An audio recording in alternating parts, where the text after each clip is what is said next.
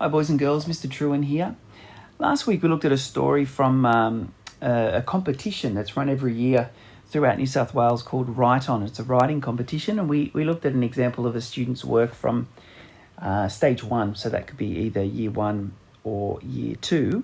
Today we're going to look at actually a gold medal winner from stage 2, so that's someone who's either in year 3 or year 4. So we're going to dive in and have a look at the story. I won't talk too much about it. I'll let you kind of have a bit of a think about what makes it so great. But this was the photo stimulus. So this was what the students were asked to look at to get their ideas from and write something relating to this photo. All right, let's go for it. Here we go.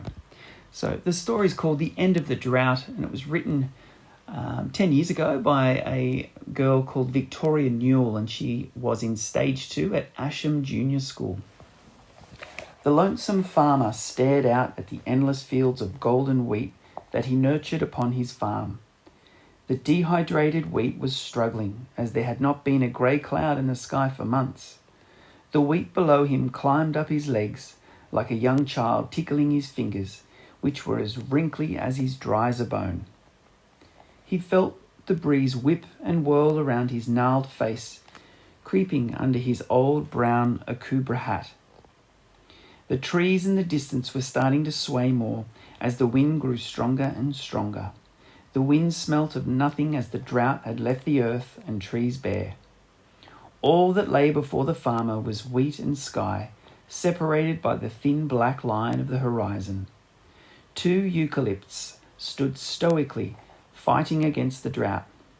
Nothing was as green and colourful as it used to be when the rain would quench the land's thirst. The sky became as grey as rhinoceros's skin on a blistering day.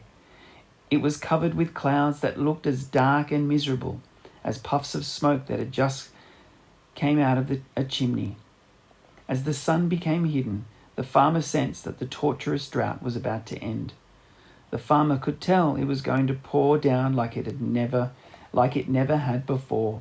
For the farmer, this was an ideal day, as his farm had endured the drought for nearly 2 years. The farmer stood alone, staring up, waiting to see the first drop of rain in years. Soon the farmer felt a small transparent drop of water fall onto his nose. The farmer smiled, his ears rising and causing his akubra to sit higher on his head.